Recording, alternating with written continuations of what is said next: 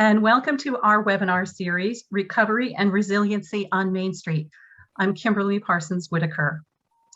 Connecticut Main Street Center is the expert resource for developing and sustaining vibrant downtowns that fuel our state's prosperity.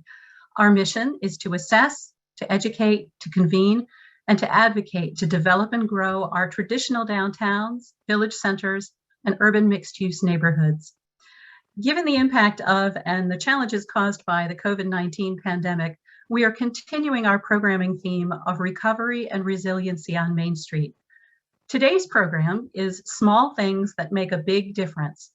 Our guest speakers will provide outstanding examples of the creative use of reclaiming pavement, of activating public space, and creating pedestrian connections and more that make downtown more welcoming, more equitable places. A few housekeeping items. Today's session will run approximately 1 hour. Please feel free to type in your questions in the chat function as we go. We're going to be monitoring the chat box and have our panelists address questions when we pause for Q&A. A recording of today's session will be available on our website at ctmainstreet.org, as are all of our workshop archives. And you'll receive a brief evaluation in the next day or so. We greatly appreciate your input so we can continually improve these sessions. A reminder for planners, evaluations are required for AICP CM credits. I want to take a moment to thank our sponsors. Our educational programs, Main Street Forums for the 21st Century, are sponsored by Webster Bank, Avangrid, and Farmington Bank Community Foundation. Our corporate investors are People's United Bank, Capital for Change, Windsor Federal, and M&T Bank. And Connecticut Main Street Center's founding sponsors are Eversource and the State of Connecticut Department of Economic and Community Development. And our growth partners are Avangrid and the Connecticut State Historic Preservation Office. Connecticut Main Street Center also has important strategic partnerships, including our partnership with the Connecticut Conference of Municipalities, for which we provide educational programs that qualify for the Certified Connecticut Municipal Official Program. And our AICP certification maintenance provider is FHI Studio. Now, on to our program. Small Things That Make a Big Difference is designed to tell the story of inexpensive programs and initiatives that engage community and create welcoming and inclusive places in downtown. We're pleased to welcome Matt Conway and Dan Pesci to tell us the story of reimagining a side street off Main in downtown Manchester, turning Purnell Place into a pedestrian-friendly outdoor marketplace with vendors, live music, art installations, and more. Then Wynne Davis will share a variety of themes centered around changes to public space and public space management in the Town Green District in New Haven, including the creation of downtown promenades, New Haven's celebrated Terraces outdoor dining program, and a selection of other placemaking projects. So there's a lot to cover here, and we want to leave plenty of time for Q&A. So I'm going to hand this off to Matt Conway from the Rise Up group. Thank you. So this project, really everything happened perfectly. I was in downtown Manchester walking around scoping out walls for murals, and downtown Manchester released an RFP at that same time looking for innovative cultural and art experiences to bring to their downtown. So Rise Up immediately jumped on the opportunity and partnered with Downtown Manchester, Blue House Group, and Manchester's economic development team to launch the Off Main Experience, which was a 4-night event along Purnell Place, which historically is a vehicle road. From Thursday evenings to Sunday now is pedestrian friendly. So blocked off, and we activated the street with live music, live art, a beautiful mural installation, vendors, and more. If you don't mind going to the next slide.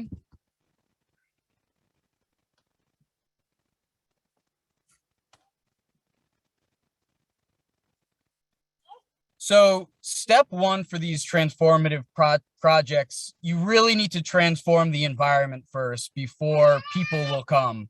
So, this quick before and after video picture is a great example of what Purnell Place looked like before and how inviting, welcoming, and pedestrian friendly it is now.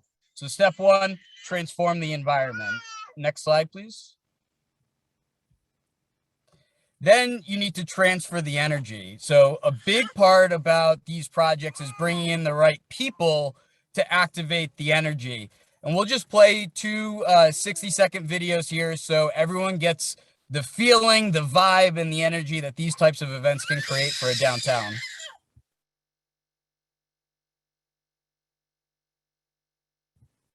Is there sound on it by any chance?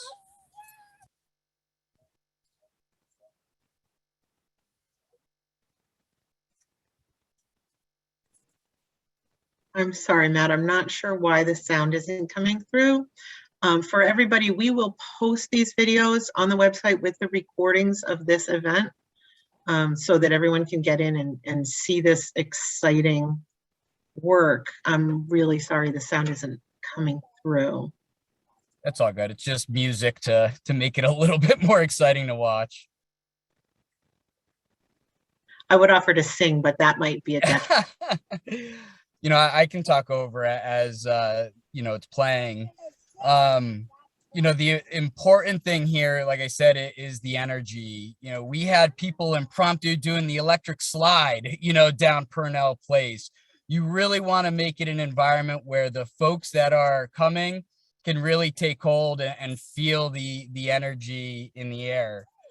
Having live art is also an incredibly powerful tool. As you can see in this picture here, the artist actually was live painting the event itself. So now we actually have a beautiful piece of art that's also capturing the energy and the liveliness of Purnell Place and what this type of activation can do. And these are things people love taking pictures. They love going up to the artist and talking, and it just really adds other levels to the event. And you can go to the next slide.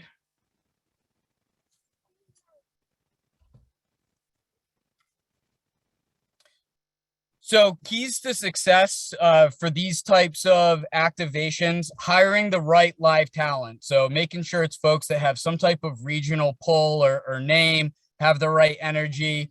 Municipality buy-in and partnership is huge. Manchester, they get it. They understand this type of progressive work that needs to happen in order to activate our downtowns.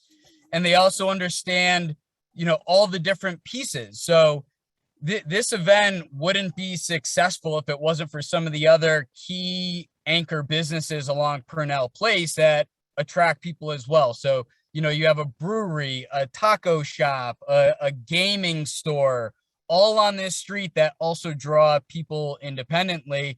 So when you combine all this activity and the great businesses that are already there, you really create a thriving road. Local business buy-in and support is important. Interactive experiences for all ages, Instagrammable content. So this is how you take your event and you keep that marketing going for free because people are going to start posting pictures about it themselves. Identify in-demand vendors. We had folks coming to our events on Thursday specifically for some of our vendors. Some of those vendors were sold out in a couple minutes of these events because of the draw that they pulled. Another really important thing is to understand that pedestrian streets are a change for some community members and businesses. This isn't going to have overwhelming support from, every business, every, residential unit that's on a particular street. It's going to take some buy-in and some faith to help convince folks that this is the right path to go. There's always argument that, we're not going to be able to have as much traffic to our business because cars can't get by. But clearly in these pictures, you can see that we've increased the density of this street exponentially than if cars were able to drive by. And that just increases viewing of businesses, traffic to businesses. So really, really exciting there. And before I jump to my last slide, I just want to hand it over to Dan from the town of Manchester to add anything that you may have. Sure. Yeah, no, thanks, Matt, and thanks to Connecticut Main Street Center. Thanks to Kim. As Matt highlighted very well, the pandemic that we've all been through over the last almost 2 years now has really given us a lot of challenges. Manchester is no different than most of the municipalities represented on the call. We're all faced with a challenge, and that's how do we bring people back to our towns, to our cities, and a lot of municipalities, probably some of you on this call as well, turn to this open streets concept that we're talking about. Prior to towns and cities having to think about this more critically, it was more common in Europe to do this type of thing, just to open up vehicular streets to pedestrians, maybe incrementally to start, but then as people have populated the streets and enjoy the programming, then they tend to become more permanent structures in our downtown. So, taking temporary street closures and allowing the cities to take better advantages of the roadways, I think that's an important piece of it, especially at off-peak hours and weekends. So Matt had mentioned that we have weekend closures on Purnell Place. And so, this is taking a street that is a one-way street in the heart of our downtown that on a weekend or an evening may not see much vehicular traffic at all anyway. So we're bringing people to a spot that might not see much activity on a normal Thursday afternoon or Friday afternoon, and unlocking that space to bring more people, more bodies downtown, and in hopes of bringing and driving more business to our downtown. So it really makes the space more attractive, and it targets those that are coming downtown, not just for a service, but for some fun, some culture, some music. You saw some clips of people doing live art, in particular for Matt's event. So it's bringing people down outside of the box of what people generally think of when they think of coming downtown for services or for work. And when we're all trying to bring people to our downtowns after 5 o'clock, once the workday is done, things like this and pedestrian corridors like this tend to be a people magnet to keep people downtown. And we certainly see that potential for Purnell Place. And so, I think if you came down and you saw Purnell, and we'd be more than happy as a town to come tour you through it. It's really the perfect place for us to start this type of synergy. And you saw the before and after picture of the mural on the wall there. And that's one piece of unlocking a place that maybe, that brick wall, to be honest, wasn't an interesting thing to look at. Now we're creating more interest in that space and something in an area, in a place where people feel comfortable to walk down and just hang out. So you say all this closure of the street, it's great on paper, but really you need to partner with people like Matt to program events and activities throughout the time that you have that space closed off. Because if it's closed off to vehicular traffic and there's nothing really programmed there, you're not really optimizing what you would like to see in that space. So we found partnering with the Rise Up group and with Matt's group, programming activity in that area really brought people down when otherwise they may not have been there. And I think another piece too that Matt didn't mention, but I think it's worth mentioning, his group specifically encouraged those that came to his event to go get a beer at our Urban Lodge Brewing, which is right right on Purnell Place and to go get food at some of our downtown eateries. So it wasn't an event where you saw beer and wine and food brought to the event, but it was encouraged to go and frequent the businesses that are around the Purnell Place area and downtown as a whole. So it's bringing dollars into our community and into established businesses that are already in downtown. And I think that softens maybe some of those who are a little bit questioning, whether closing traffic off to their street that's right in front of their business. It sort of brings people to their business anyway, and we feel encouraging them to come to the event, yes, listen to the music, watch the art, but then go get a beer at Urban Lodge, or go get a taco up the street at Lucky Taco, which is in our downtown. So I think it's important to note we don't believe that open street concepts are just feel good projects. They're real economic development drivers, and I think for all of us on this call, I think that's what we're out there to hope to achieve, is to bring more people, but more economic activity to our downtowns. And that's, partnering with Matt and partnering with the Rise Up group, we'd love to see Purnell Place continue to morph into this people magnet so that we can bring more people downtown, so that we can activate that place, but also activate the businesses and the established restaurants and bars in our downtown. So I think there's a balance there to strike, but I think particularly with Matt and this summer, I think we struck that balance pretty well. So Matt, I'll kick it back over to you. Awesome. Thank you, Dan. Sure.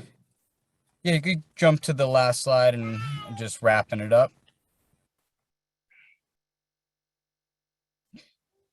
So, Rise Up is on a mission to empower communities to imagine what's possible. This project in Purnell Place is just one example. We have placemaking and public art projects throughout the state. Just rolled out our statewide interactive public art and placemaking map as well. So encourage folks to check out what else is going on throughout the state, and happy to brainstorm on different concepts to bring into your communities. So thank you. Thanks, Matt and Dan. Before I hand it over to Wynn, while this question is top of mind, Jill from Killingly, one of our members, is asking the question, where did the seed money come from? What was the initial investment for the off-main experience? And either one of you can answer that. Yeah, so the initial investment came from the Arts and Culture grant from downtown Manchester. The biggest chunk of the cost actually went to, building the environment. So that mural that we put from the top to bottom of Purnell Place, that's really where most of the funding came from. And then paying the artists, the musicians, we had ping pong out there. So renting those things, the PA system, all those cost about $4,000 to $5,000. And, we see this as actually being sustainable because of, the energy this created. That $4,000 to $5,000 to make this happen, every summer can come from sponsorships now that we have that proven pilot. We think small businesses and some smaller grant money can help fund this in perpetuity. But the initial $15,000 came from a grant from the town itself. Great, thank you for that. Thanks so much for being part of this. Once again, for all of you on the webinar, we are recording this. It will be posted on our website. We like to encourage you to schedule watch parties with your partners and communities so that you can look at this and discuss what's possible in your own community. So thanks, Matt and Dan, very much. Stick around if you can. Right now, it is my pleasure to then pass this off to Wynn Davis, who is the Executive Director of the Town Green District in downtown New Haven. So without further ado, Wynn, it's all yours. Thank you so much, Kim. Really appreciate it, and really enjoyed hearing about all of the work happening up in Manchester. That's some exciting stuff. So congratulations, Matt and Dan, That Purnell Place project looks phenomenal. So I might have some questions for you offline. So the Town Green District, next slide, please, is Downtown Special Services District. So our core mission is right here on the screen. And really what it boils down to is what you saw on that last slide. It's an internationally competitive urban environment that we want to do everything in. So next slide, please. Let's talk a little bit about public space. So public space changes in a place like New England, and specifically in a state like Connecticut, and in a city like New Haven that was founded in 1638. People tend to be set in their ways. So at the Town Green District, when we started doing placemaking activities on top of our clean and safe responsibilities for downtown, we ran into some challenges. Next slide, please. So this is a before picture of one of our first placemaking projects. This is a world-renowned building built or designed by Louis Kahn. It was his first commission ever. The Yale Center for British Art has a massive amount of art. It's free and open to the public. And right across the street, just to the left, outside of this picture, is a cafe, Atticus Cafe, and lots of people will get lunch there. And for years, I would watch people. You can kind of see in the middle of this photograph, there are two people sitting on the ledge of the Yale Center for British Art. And on a really sunny day, this was not when Google rolled by, you will see people that are just lined up on those little benches, as well as the steps where you see those two people in the picture. So we contacted Yale. The university owns all of the pavement that is gray colored, and the city owns everything that is sort of more tan colored in terms of the sidewalk. So we needed Yale's permission to put out a public seating area, because it was quite clear that we needed one. So we actually ended up getting an intern whose parents worked at Yale, and he kept bugging his parents every night at dinner to talk to the right people at the museum. And we were finally able to convince them to do a pilot. So we set up this furniture. Our intern set it up one afternoon just so that he could take pictures and show it to the museum. And within 5 minutes of setting up all the furniture, next slide, please, all the tables and chairs were full. This is not the picture from that day, but we got a call from the intern. He said, I think I might be out here all day because I can't bring in the furniture, because there were so many people that had already sat down and sort of made that their place. This place was begging for furniture. People wanted to hang out there, and they were doing awkward things like sitting right next to the person eating lunch and having a conversation. And so when we put out this furniture, the museum almost immediately said, oh yeah, that makes a lot of sense. And so next slide, please. This was 2013. And after we sort of proved the model at the Yale Center for British Art, we expanded greatly. And nowadays we have 7 public seating areas in our 27 square block district with over 100 tables and over 200 chairs. This is separate from our outdoor dining. These are just public seating areas that people can hang out in and sort of enjoy downtown. There is active management of these places. I want to be clear about that. You can't just set it and forget it. As Dan and Matt were saying, it really does take work to have successful activations. So you must understand that when you start doing these things, start small, do one, right? And prove the success, make sure that everything is working properly, as we did at the Yale Center for British Art. And then you can build upon that successful model, and the community is going to love it. So this was our first foray into sort of changing sort of the culture of downtown. And this was sort of a major step toward cafe culture, which was one of our goals at the district. Next slide, please, Kim. So we kind of started dreaming a little bit bigger. This is the top picture here is our pocket park, Temple Plaza. It sits across the street from the Omni Hotel on Temple Street. And believe it or not, that is grass, but this is the month of November, December. And so it was pretty unusable. The bird's eye photograph that you can see underneath that is the sort of the back turf area. And this is approximately 2 months after we resodded this area in the springtime. All of those brown marks are four-legged friends. We have lots of dogs that live in apartments in downtown New Haven.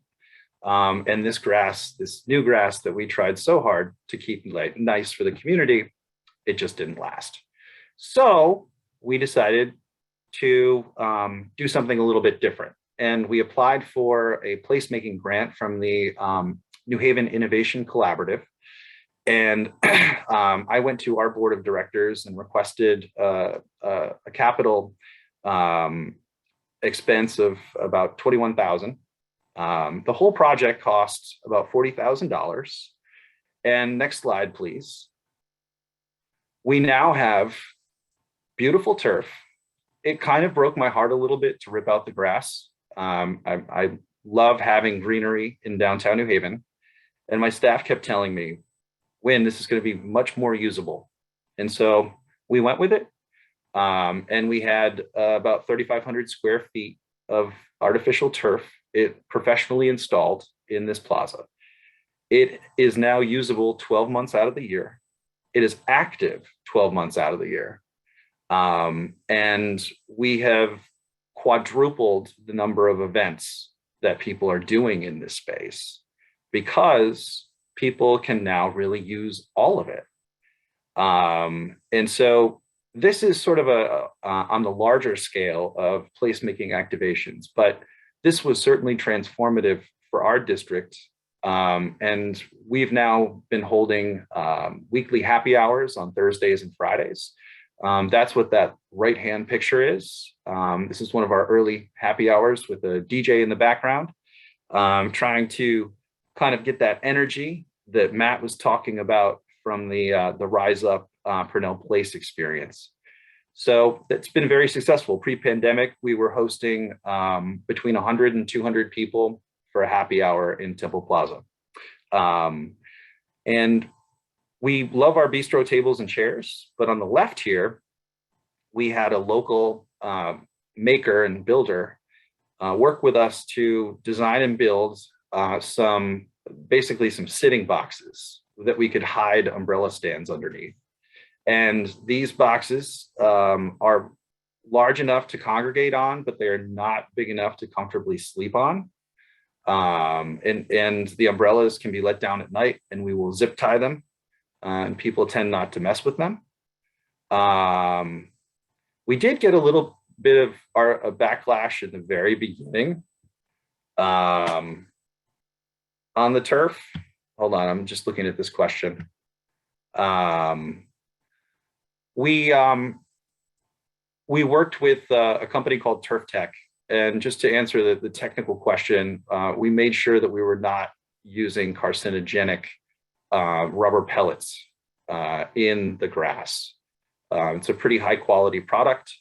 We sanitize it with a sanitizing solution that will neutralize acids and yucky stuff from protein spills from our pet friends. And yes, we added a pet relief area. So in addition to the turf, we also had a little bit extra and leftover. So we did a little pet relief area in the plaza. Next slide, please. So the next step was sort of taking our tables and chairs to the street. And in 2015, we had a very small sandwich shop open in the 9th Square in our district, and they had 10 seats on the inside. And the director of traffic and parking for the city at that time used to get sandwiches there. And so I am friends with him, and we were talking one day about, wouldn't it be fun if we were able to double the seating for this little restaurant? So we did a pilot. Next slide, please. And this is a picture of the pilot. It was really simple. It was lighter, faster, cheaper. These bollards were made by a local carpenter. They're weighted with concrete blocks in the bottom. And then we put out 3 tables and 10 chairs. And this doubles the seating for Meet and Co. And it was a pretty instant success. It was the first of its kind in New Haven. We were able to grow this program. Next slide, please. So this is just a bit about the furniture of the program.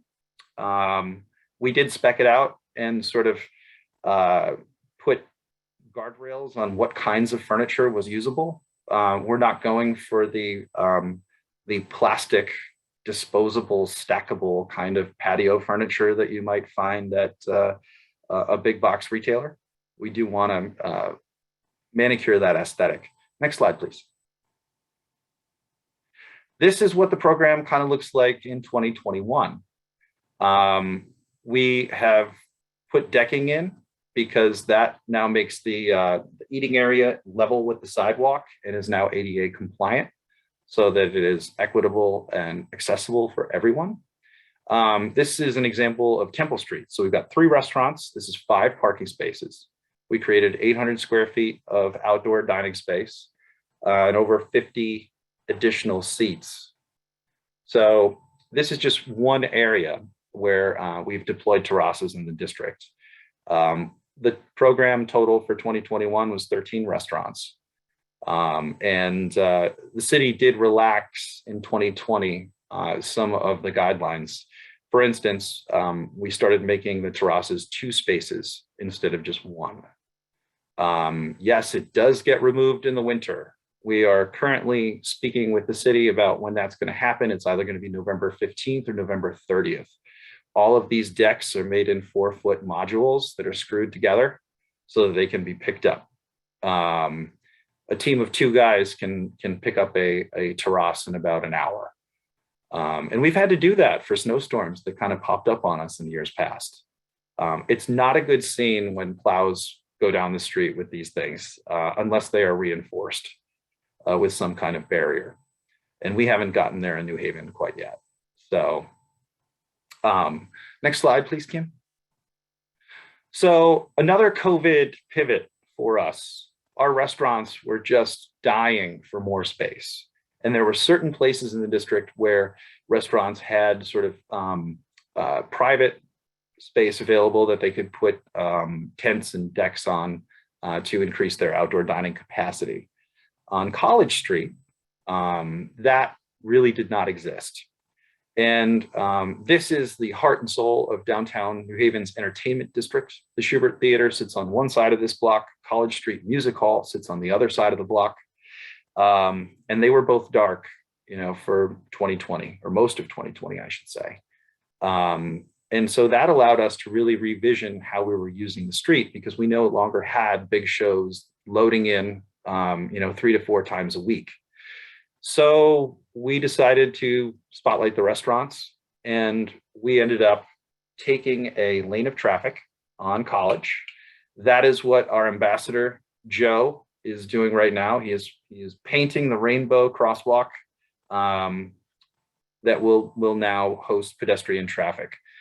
The sidewalk is now being used completely for dining for the restaurants that exist on this block, and for other business activities like the bike shop. If you could go to the next slide, please.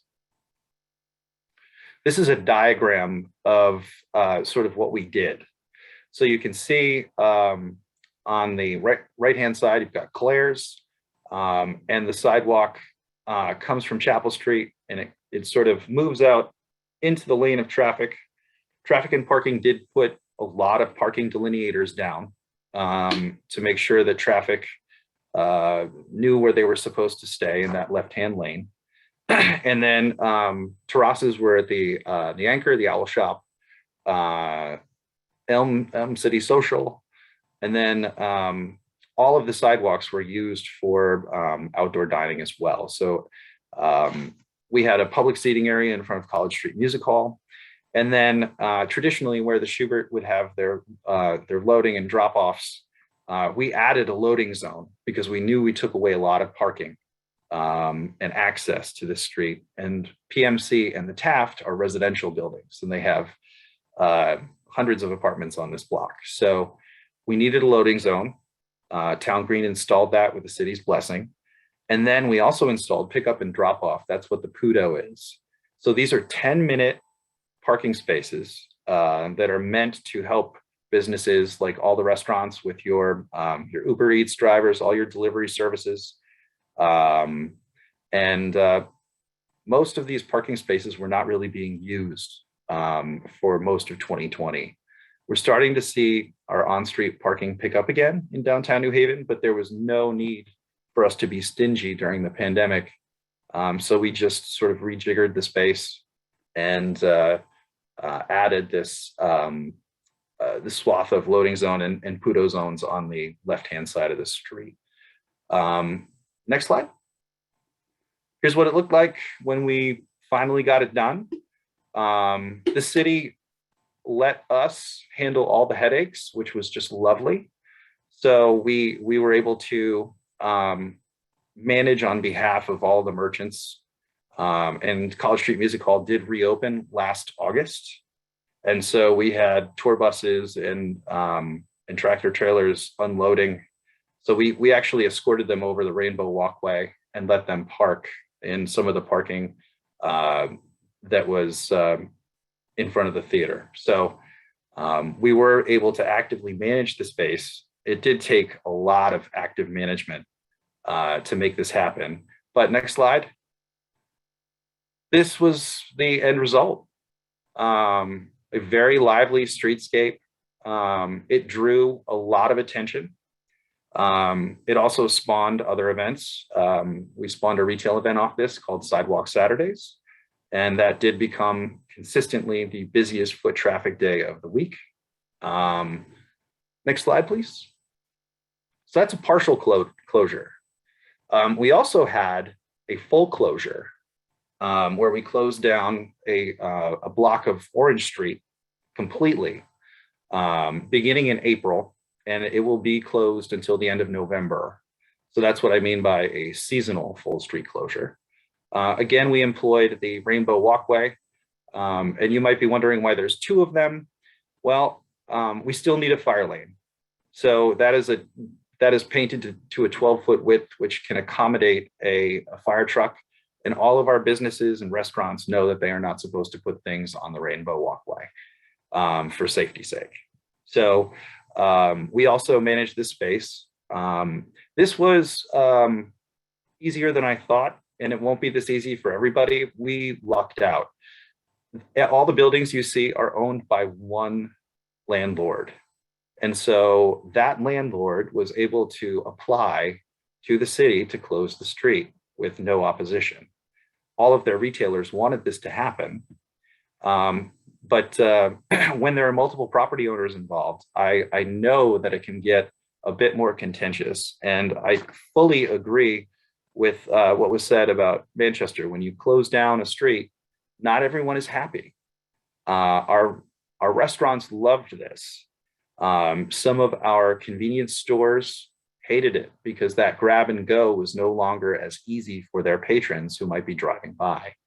And the residential buildings really didn't like it, except for the landlord where this promenade is. So it does take quite a bit of work, again, to put one of these things together.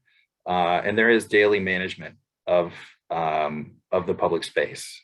And that includes like a deep clean for washing down all of the tables and chairs, as well as having safety patrols there, because as we encourage people to hang out more outside, it sort of highlights the conflict between folks who are hanging out and having a nice meal and those that might be panhandling. And that has been a major challenge for us in New Haven with the explosion of outdoor dining is how do we act as a compassionate community but also make sure that people feel safe when they are coming downtown to have fun. Next slide, please. So I just want to leave you guys with some useful and some silly things that we have learned at Town Green through the pandemic. You know, we've always known this, but we've proved it. It's a good idea to use on-street parking for more than parking. Be creative. A lot of communities have been forced to bend their rules or step outside their comfort zone because you got to take space away from cars in urban areas in order to give it back to people. And so I can tell you that in our community, those conversions, while not 100% loved, they have been operationally workable. And we have seen the areas that we've closed down do pretty well, even during pandemic. So there are added safety bonuses for shutting down a lane of traffic like we did on College Street. People do get nervous when they're driving through there and they slow down, which is a beautiful thing. We know that people can still get around, and pickup and drop off zones, they sound wonderful and they are helpful. However, when business owners realize that it's nearly impossible to enforce, they might park their car there all day, and then the usefulness of that pickup and drop off zone is no longer there. And now you're talking to one of your businesses about them parking off street and not taking up the pickup and drop off parking. Love those conversations. People really do love dining on the street. We haven't figured out how to do it much past, I don't know, last week in terms of the calendar year. We will see a drop off in the number of outdoor diners, I think, steadily as we move toward Thanksgiving. But it has been a lifesaver for our businesses. People love rainbows, and I encourage everyone to wash your hands and wear a mask.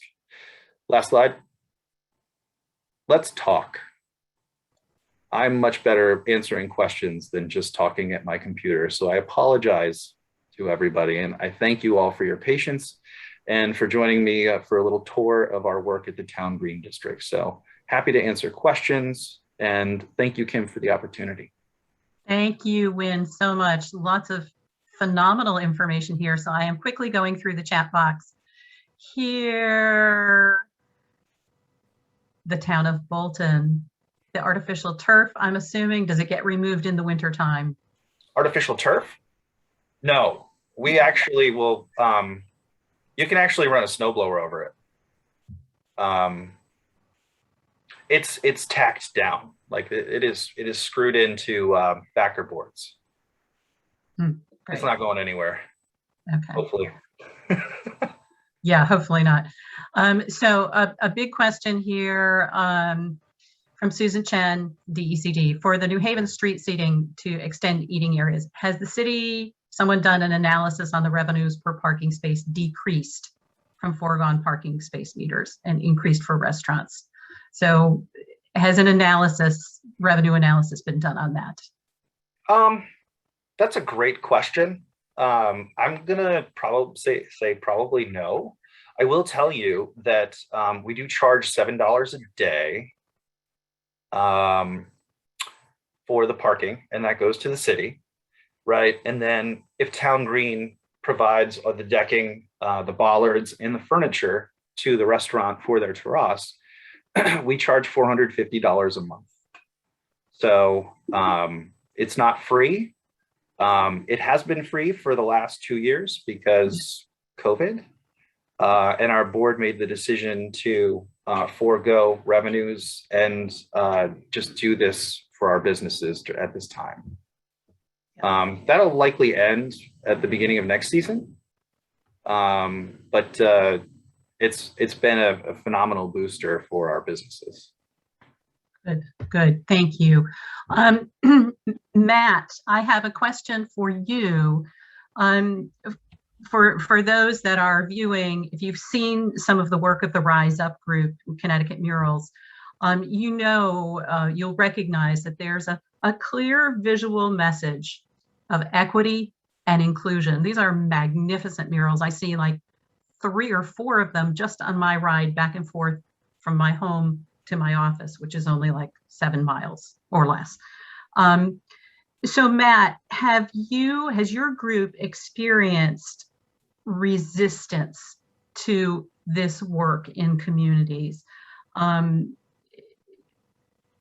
because of that equity and inclusion theme? This is an exploration that we're going through as a society. So the loud minority is what I'll call the opposition to any of that type of work.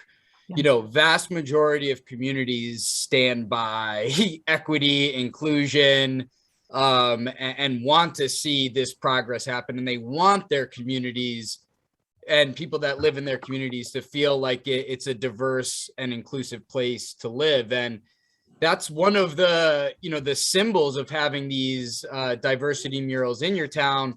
You're putting that billboard up, hey, anyone is welcome to live here. And public art really, you know, is a great tool to tell that message. Mm-hmm. Mm-hmm. Okay. If the resistance that I'm going to dig just a little bit deeper on this, any resistance that you have heard, what is the nature? Have they articulated their concerns about what they're concerned about? So there is a town that did not support it. The only town in Connecticut so far that has not put their municipal support behind it. They were afraid it would cause more divisiveness in the community. Even though Christopher Columbus statue was put in this town, you know, just 2 years ago, we still got the mural done with private support. So working with some local nonprofits and community members, and folks overwhelmingly came out to support it. The Main Street Fund in Southington supported the project. New Britain Foundation Community Fund supported the project. And we had it was one of our biggest unveilings. We had over 200 people at the unveiling celebrating this, even though the municipality itself didn't support it. Yeah, okay. Thank you. Thank you. And the final question related to all of this, Matt, the buildings where you do these murals, obviously I assume that you're working sort of really closely with the property owner, him or herself. And so do you approach, what's the process for that? Yeah, it's a mix of both. Yeah, so some are on public buildings, some are private. For the private side, we'll either work with the town itself. So I think Gary or Dan, you know, put me in touch with the building owner in Manchester. I'll just make cold calls sometimes, figure out what LLC owns this building or person, and do my research and reach out. But it's always nice having the town kind of be the liaison with some of the building owners. Awesome. Great. Thank you. I want to be mindful of time.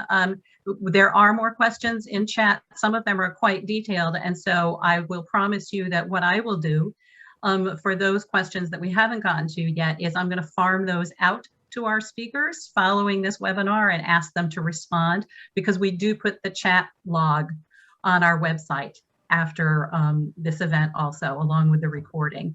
So what I want to share with you next is just a little preview. Our next program in Recovery and Resiliency on Main Street will be about food halls and public markets. This program will interest many of you that are working through the reimagining of very large, vacant, or underutilized buildings as community and regional gathering places for food, retail, events, and more. We'll examine national models of the rehabilitation and revival of community structures, vendor attraction, mix and leasing, the public gathering spaces that often adjoin food halls or public markets, and the celebration of local entrepreneurs and culture. Our guest presenters will include Chelsea Muta, Director of Operations for Parkville Market in Hartford. That's Connecticut's first food hall. Jennifer Rodriguez, the Director of Planning and Development of the town of Windsor Locks, who will discuss the town's planned public market. This is in the planning stages right now. And we may have a guest or two more. We're still working that out. The webinar will be in late January, and we'll be announcing that date very soon. Once again, recording of today's session will be on our website, ctmainstreet.org, where you can find a load of information, no matter what stage of revitalization you're in. For instance, please check out our small business resource video library, Reopen Downtown video series, produced by our friends Arnett, Muldrow and Associates. They're short videos, 15 minutes or less, maybe 18 minutes or less, that can be watched at any time and shared with your local businesses. Thank you very much for attending today. Thank you, Wynn, Matt, and Dan. And thanks all of you for attending. We look forward to seeing you at our next program. Thanks so much. One more quick thing, if you don't mind. Yeah. So we're actually on a quick campaign in November to put as many interactive murals throughout Connecticut as possible. We have 10 already identified in Manchester, Hartford, Danbury, Hamden, Bristol, and Stamford. If any other towns on this call would like to get an interactive mural added to their downtown, these are those murals where people can take pictures and like they're underneath an umbrella. And we're adding some artificial reality into our murals as well. So if anyone would like to make this happen, it's a very affordable program to just bring some small, quick wins to your downtown. Awesome. Thank you, Matt, so much. That's great. That's great. Thank you, everybody.